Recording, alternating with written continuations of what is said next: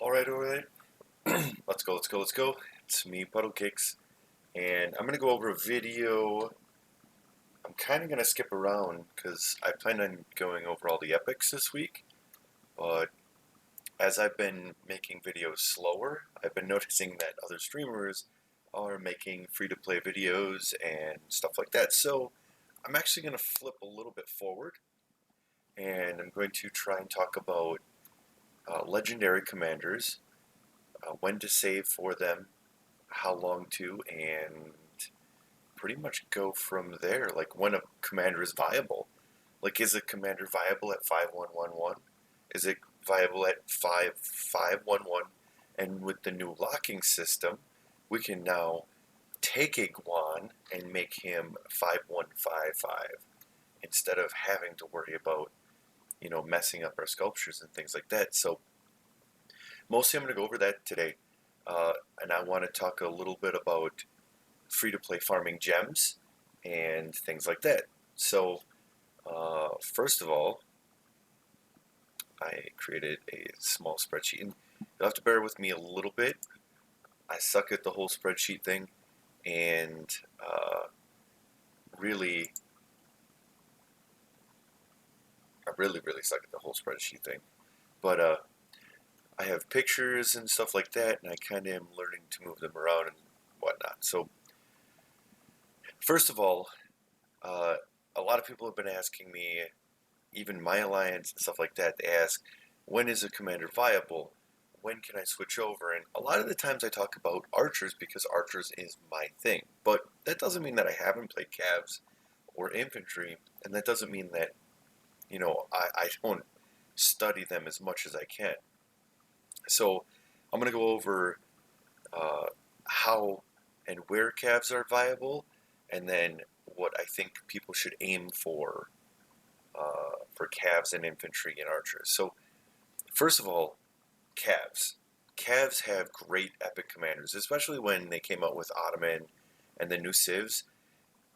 They came out with Belisarius and Baibars, and those commanders were phenomenal. I mean, you had an AoE, higher damage, and then you had Belisarius, who was really fast and debuffed. So throughout your time as a free-to-play, you should always at least have Belisarius like completely maxed out for speed and everything. Uh, you also have Pelagius, who is also a great commander. I mean, Pelagius, I think I watched Legend Rhony play Pelagius forever. I mean, Mina and Pelagius and everything for the longest time, and I thought that was awesome. So you have these 3, 4 epic commanders, really great, and you can do a whole lot with them. Along your journey, you're going to have keys. You'll get Cao Cao, and now I believe you can get Mina, but I mean, those are also great commanders, and for all the way up through Season 1, they were the number 1 cream of the crop commanders. But now with the whole system changing, you won't just have your epics that you can use, but you can actually learn to, almost save up your legendary sculptures and farm gems and stuff like that. So I did a lot of testing. I'll probably do a lot of typing. I'm sorry if I bump my crappy mic, but I did a lot of testing over the last pretty much 24 hours, and I jumped in the game on several different occasions, and I farmed barbs. So I farmed actually 20 barbs, or 5 marches on 20 barbs, and I did 100.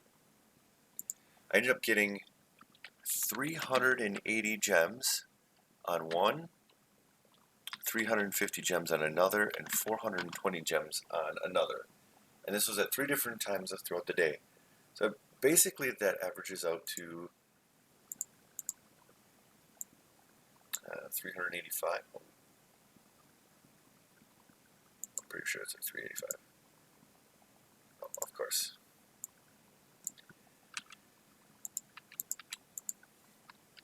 we'll just type it in.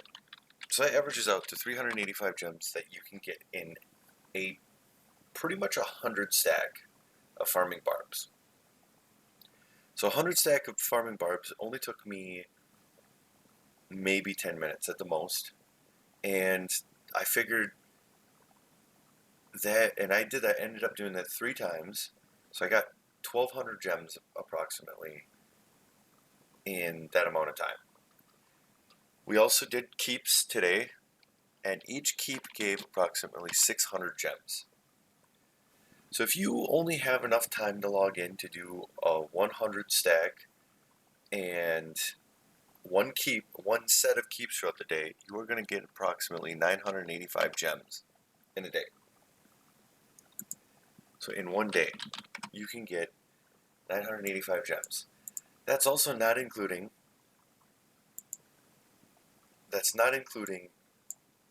all of the other things you can do, farming gems, quests, and stuff like that. So 985 gems. Now, if you decided to max out on your barbs all day and get everything done to your fullest, you can pretty much round out right around 1,500 to 2,000 gems from barbs a day. And if you do all 3 sets of keeps throughout the day, you'll get 1,800 gems. That's a lot of gems. It's a lot of gems. It's a lot of time, but it's a lot of gems. So in a day, if you really, really focus and put your time and effort in every single day, you can get 3,500 gems a day. 3,500 gems. This is also not including, not including everything, not including the daily stuff and whatnot. So 3,500.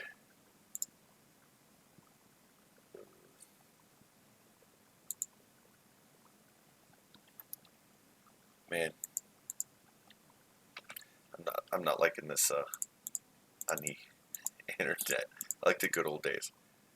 So if you take out every single day and you do pretty much almost 1,000, no, not 1,000 barbs.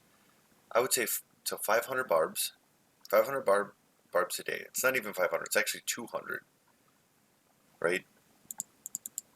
Or it's actually 100 barbs with 5 marches. So if you do 100 barbs with 5 marches every single day, and you do your keeps every single day, which do take time. This is probably the most time consuming. In a month, you can get, I missed a 0. You can get 105,000 gems in a month. No money spent, nothing. And that's not including the quests, that's not including everything else.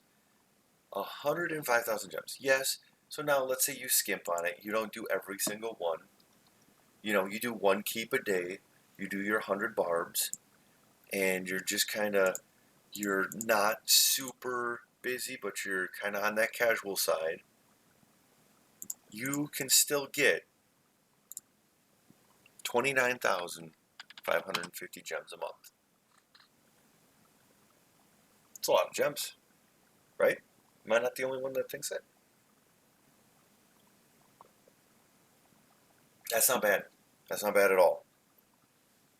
So, just work hard. Every free to play. Save your gems. Don't spend them.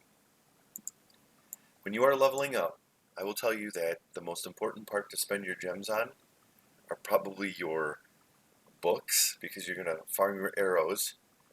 And then once you hit everything level 25, you're going to save your gems for VIP.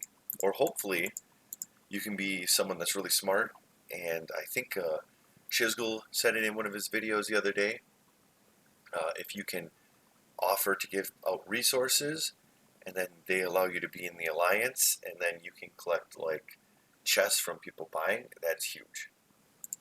So this is just a little. This is a tidbit of what a free-to-play player can do and can get. That's a lot of gems. So when that wheel comes along, you have your gems saved up for the commander you want, and you can max out that son of a gun and feel like Chisgul or Legend Rhony or anyone that, you know, pays. You can feel like those super powerful, amazing people, and who knows, you might just get 10 sculptures or you'll get lucky. Which is funny because I got so lucky on YSS, I ended up getting him to 5-5. It was like 5-5-3-1 in one wheel one time. I don't even know how I did it. It was insane. But okay, back to the point. So, Cavs. So, I'm going to go over this, and I'm going to talk about a couple of legendary commanders. And I'm going to probably go over, mostly for Cavs, Saladin as being the #1 most important Cavs commander to get. Now, the nice thing about Saladin is he is an amazing budget commander, so he can actually be 5-5-1. What does this mean? This means he only needs 380 legendary sculptures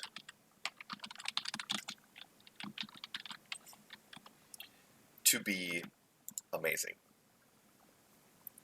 I mean, ridiculously amazing. I would say the next commander would be William. And he also can be a 5-5-1 and also can be 380 legendary sculpts. So, what this means is that as a free-to-play, oh man, I forgot one thing. And I went through this a lot earlier today with someone I am close to, and we talked about sculptures that you can get in today, or monthly legendary sculpts. Oh man, typing. So here's something that's interesting that I think we overlook sometimes, and you actually can get either 5 to 10 from Arc. You can get, power up events. So that's what, like 3 or 4 or 10 or 20. And then you can get 12 from Karak, which is generally monthly. You can get the wheel. You can get the 7K gem event. You can get is it like 15 to 20 from the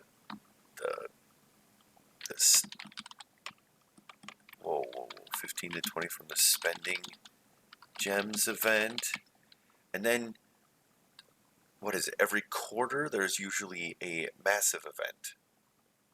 And it's actually more than that. So major holiday events is probably like 35 to 70. So,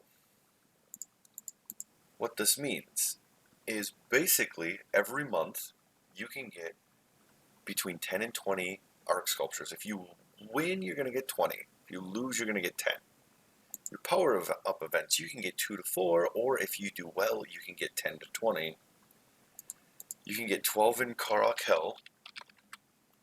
You can get 10 from the wheel.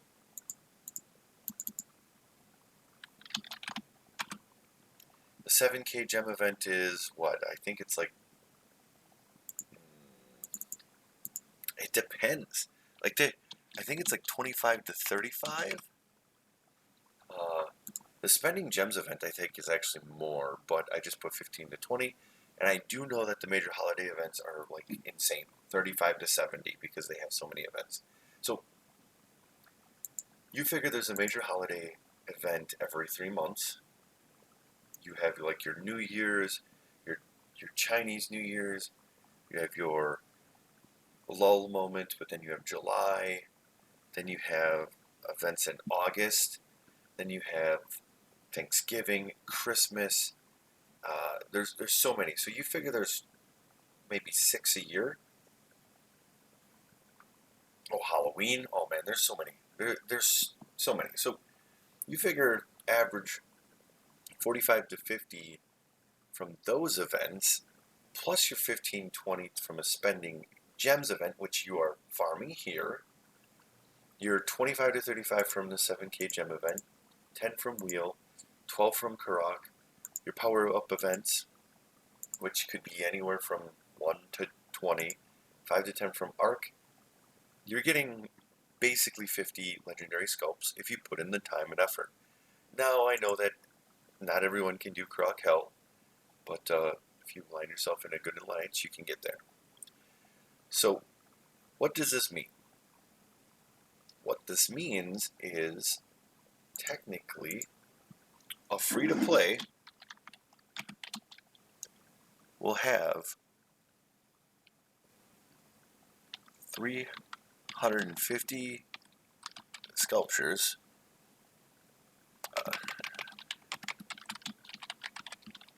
in 7 months, not including VIP. So not including VIP, you'll get about 350 legendary sculptures in 7 months.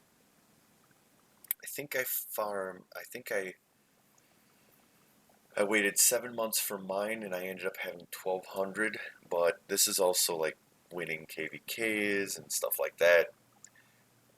This is the bare minimum, and then my 3 every month because of VIP. So that means that you should be able to, as a free-to-play, max out a legendary or get a legendary commander like Saladin to 5551 or William 5551. Now, people will say, well, what's the best pairs? And technically, Saladin and William are probably the best pairs together. But if you can't afford it, which I'm not expecting anyone to, Ethelfled is actually amazing and easier to get as a free-to-play. So Saladin and Ethelfled and William and Ethelfled are actually really, really good support and tanky marches on the field, especially in murder balls, fighting in like field fights and everything else. I would say the other one is Baibars with either of these. And the reason why is Baibars has actually a good skill and it does AoE. So realistically, Baibars fits really well with anything legendary. And then of course, like throughout time, people are going to get like Cao Cao. You'll get him mostly for his speed or even farming forts and barbs. But overall, Belisarius and Cao Cao are mostly known for their speed and movement and everything else. Now, this list isn't meant to be like who's the best legendary commanders to get, because honestly, a free-to-play should not focus on getting like an Attila Takeda unless you're like at that point in the game where you feel like you've saved up enough gems. Who knows?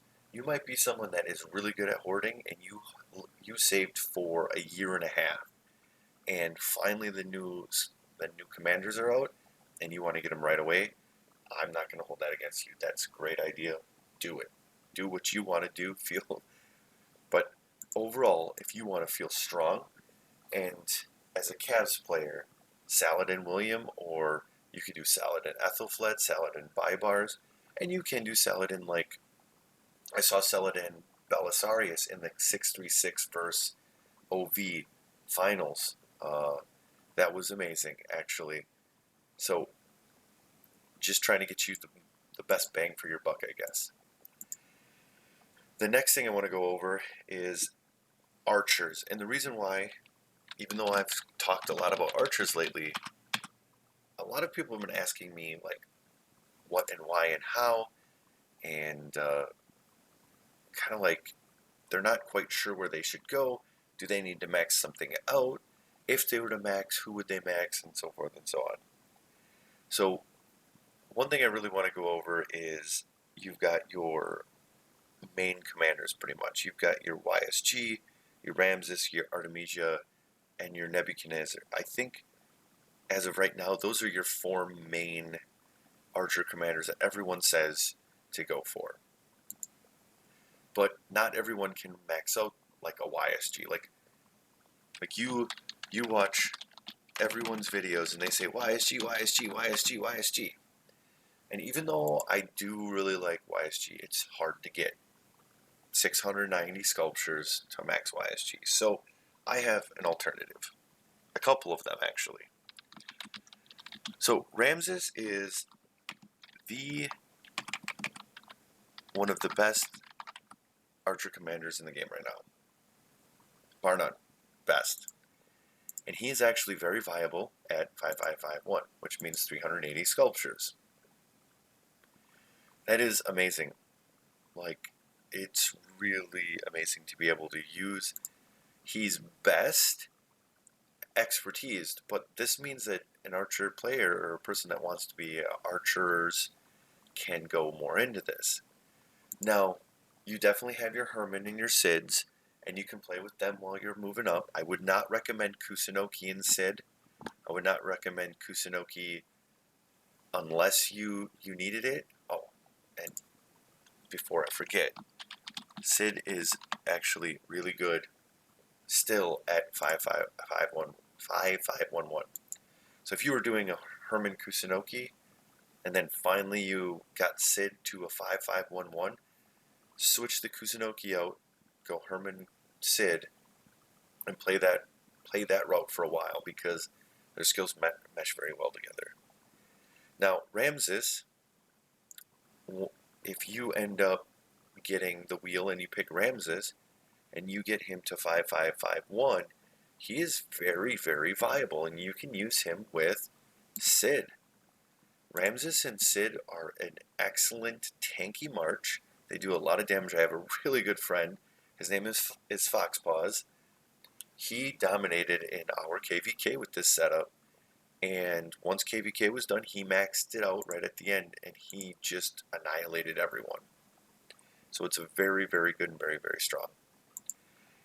The other thing about Ramses is actually you could just play him with anyone. Yeah, I have the video of him dominating with Kusunoki, Herman. I mean, you could. We tried Ethelfled. Ramses, not the best, but like Ramses is just a really good commander overall, and it's exciting to see. I've seen people with Alexander Ramses, and that worked out well too. So, the other commander that is somewhat new is Artemisia. And Artemisia is interesting because now I see a lot of people talking about how Artemisia is usable at 5511. Yes, Artemisia is still strong because of that first skill. Still very, very strong because of that first skill. But I think the fourth skill to me is one of her cream of the crop skills. I mean, she silences herself, yeah, but 50% more damage. I mean, it's almost like a Ring of Doom. I mean, it's almost like a Ring of Doom being added on there, and it's just really good. Sorry, I'm leaving. So, I like it like that, but someone that's starting out, Artemisia, this is perfect. The other thing about Artemisia is Artemisia works well with Sid at a 5511, a Ramses at a 5551. So really, if you have Artemisia like this, it's only 280 sculptures compared to the 380 sculptures. So if you wanted to be strong, you know, with a strong legendary setup, you need 100 less sculptures to be like the Cavs. But there's also other catches, and some of my favorite, actually. So if you wanted to pair up, so you can pair up Artemisia and Ramses, but one of my favorite pairs is Tamiris, and you can actually do that at a 5-1-1-1, or with the new setup, you can do 5-1-5-1 with the skill lock. That is huge. The third skill is the one that applies the poison, and it's really, really good and strong. So to me, that's the most beneficial part. It adds a lot of tankiness, allows you to be hit by calves, and I mean, honestly, this is a huge starter. Like, you'll be running around beating stuff up and doing a lot of damage, and you can do it on 280 sculptures and basically nothing. 5-1-1-1, what is that? 15-15, 10-10-10, 60 sculptures? That's quite amazing. Now, Tamiris, the only thing about Tamiris is that Tamiris fits better with legendary archer commanders. I've seen a lot of videos where like a few people have been doing infantry and just so they can use that skill damage taken, and it does work, but it's not optimal. It's not optimal. I mean, you'll see a lot of people using Alex YSG, which is still amazing, but YSG is not the most budget commander either. So now I wanted to kind of keep Nebuchadnezzar out of this because I haven't used him much, but Nebuchadnezzar is actually really viable at, let me double check. I think it's 5-5-1-5. And with the new system of locking, you will be able to do that.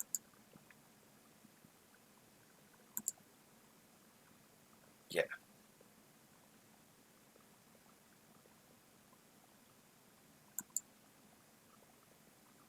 Yep. So, you'll be able to do 5-5-5-1-5. And Nebuchadnezzar can be paired with just about everyone. You can do Ramses, you can do Sid, you can, well, I guess it's going to auto put that in. You can do Artemisia first, which, by the way, Artemisia Nebuchadnezzar is amazing in Sunset. You can do Tamiris too. I mean, literally, you can do any setup, any march you want, and you are going to get a lot of value. Now, the last one is Infantry.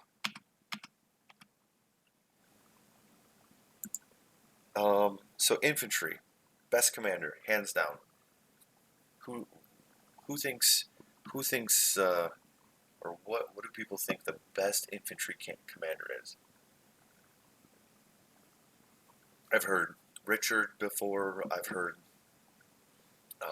Zenobia now, but you know, she has her plays. I've seen Guan. I've seen Harold. I've seen Alex, and there are so many good ones. Oh, and Constantine. Like, infantry has an amazing set of commanders, but for me, I think Guan is probably the best. And interestingly enough, Guan can be... My Guan sucks, by the way. I just leveled him up for fun one day. So, yeah. So Guan is actually extremely useful at 5-1-5-5. Now, you can run him around as 5-1-1-1. is still useful, but you're going to get more value out of them at that. So 380 sculptures. Now, gosh, there's just so many. I wanna put them all. Like Constantine. Constantine can be 5511. That's all you need. Damn. I mean, Leo 5511. I mean, uh, I just can't believe it. Like, there are so many great infantry commanders, and I think that's why they've been dominating the field. They were dominating the field for so long. Alex, 5511. You got Harold 5511 or 551. It's just complete insanity. Like, I think infantry is just disgustingly good.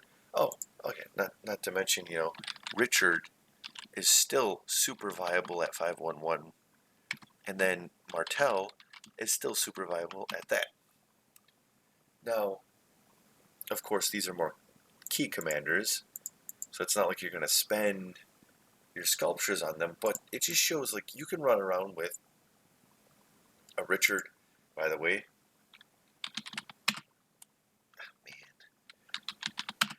Richard Joan.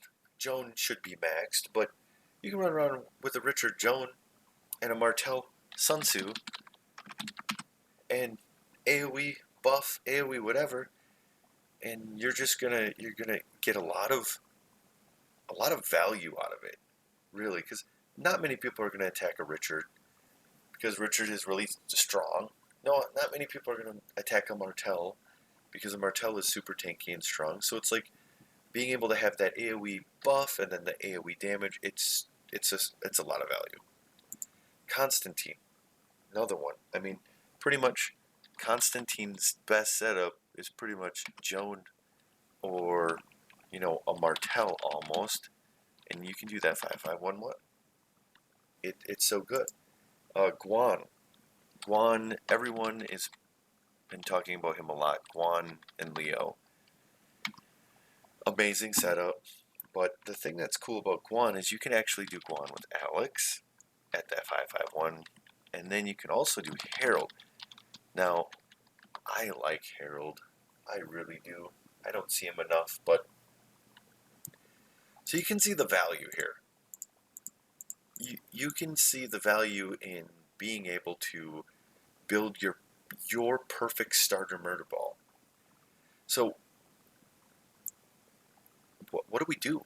As a free-to-play looking at this, what do we do?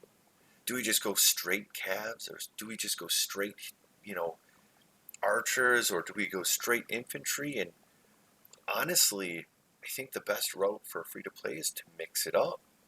I mean, I really do. I think that throughout time, you'll use Richard Martel and a Jonan Sun Tzu. I think everyone should pretty much use a march like that. I think everyone should be using a type of march with Ethelfled in it to help out doing debuffs and buffs and stuff like that. And once you focus on a legendary commander and find out what you want, if you want to be that Cavs, or if you want to be that archer or the infantry, you then can start to build on that. And then you can keep your Ethelfled in there and your other marches. And then once you build like Saladin up to where you want, so like if you decide to do Saladin William, you take these two commanders, you got them to the side. You realize how strong they are, and just set them to the side and be like, okay, what else am I going to focus on? Do I want to focus on YSG? Do I want to focus on Ramses, Artemisia, Nebuchadnezzar, Guan, or anything? But I pretty much think that everyone's starter setups should be some mixture of a Martel, Sun Tzu, a Richard Joan, an Ethelfled, like an Ethelfled. I mean, even if it's Ethelfled like Bybars, like honestly, that's not too bad. I've seen Ethelfled Sids. You just want to be able to buff or debuff. You could do Richard Ethelfled. That's a really popular one too. And then, always making sure that you have your Cavs march to jump in rallies, or your infantry march to jump in rallies, or your archer march to jump in rallies, which would be like a Herman Sid or something like that. So like for me, those are all great setups. Oh man, you know, I was gonna move pictures over, but I got so distracted by talking the whole entire time I ended up typing them up. I hope no one gets too bothered by that. Oh my god, my head. You can tell I'm a nub. Okay, so it's right here. Sun Tzu. Joan. I'm sorry, guys. I sometimes don't look at stuff like that, but one thing I want to go over too before I'm completely done is a couple of builds. Now, some of these are my builds, some of them are other people's builds, and like I've either worked on them or I've helped work on them, but a lot of these builds are pretty much just great all around. Now I'm going to open them and you guys can just pause quick, but one of the best Alex builds by far, and that build you can use with Alex anyone, Alex Richard or Alex YSG, great builds. One that I've been toying with, not 100% sure if I'm going to use, but this is a great Cyrus build, even though that's not in my video. I am going to be doing a garrison video, and I am going to be doing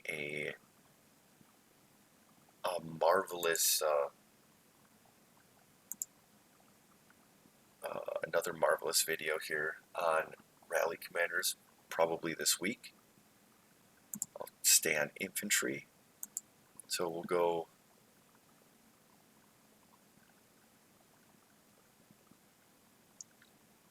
beautiful build. I've been using this one. I do use a little different on my setup for Sunset Canyon, but overall that's probably the best build. I got asked about my Ramses build the other day. This is exactly it. Sometimes I'll change this with that on rallies, but for the most part, this is the exact setup.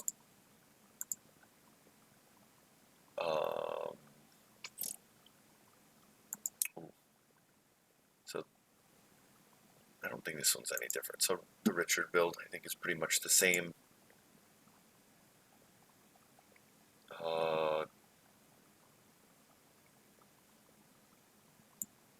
Saladin. I gotta steal someone's Saladin because I don't use Saladin. But this is pretty much the tanky build for Saladin. Pop off those skills a little bit more. I think it took that one from Wick earlier. This one I took from John Wick also because I know nothing about the Cavs. I mean, I know a lot about Cavs. I play with them, but I just don't use them, so I'm not optimally the one to talk about them. Now, Martel's pretty much the same build as Richard. I think I showed Ramses already. Leo. Harold is a little different. Now, I think... So Guan Yu has a couple of builds, but I think my favorite Guan Yu build is this one here.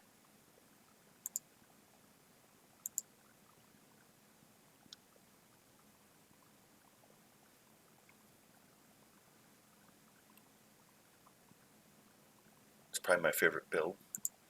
I don't... And then...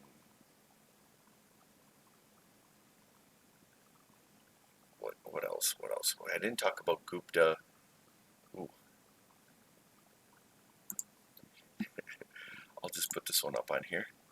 Fast March for Cao Cao.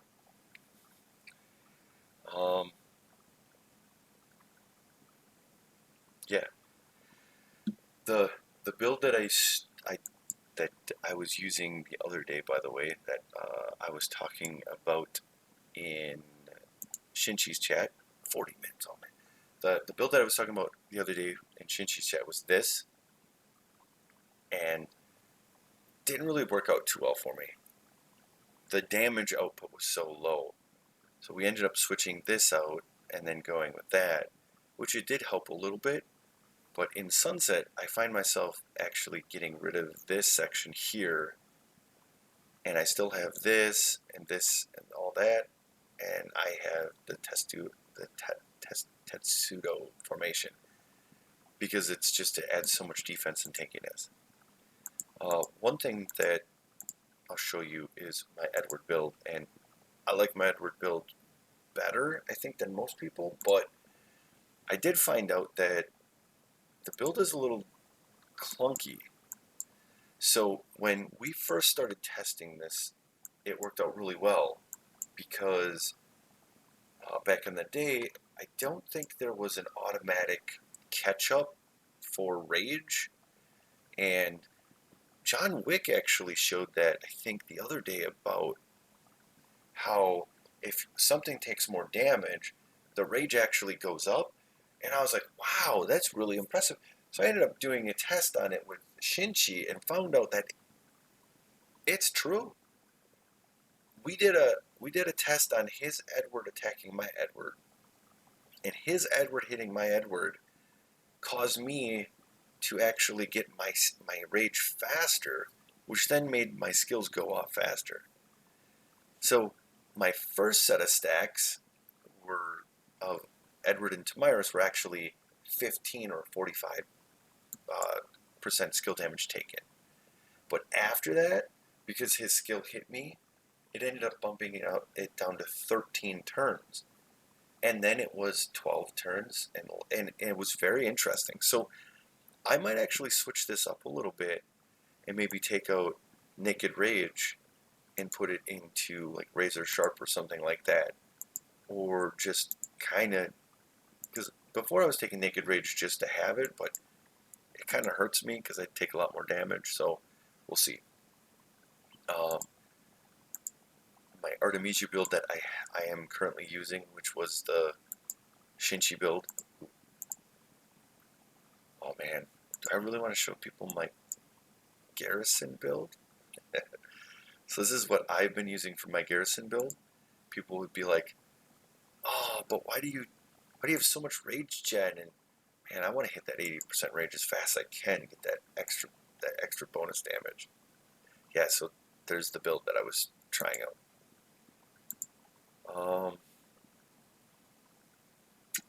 I think that's kind of it, actually. I think that's pretty much it. Yeah.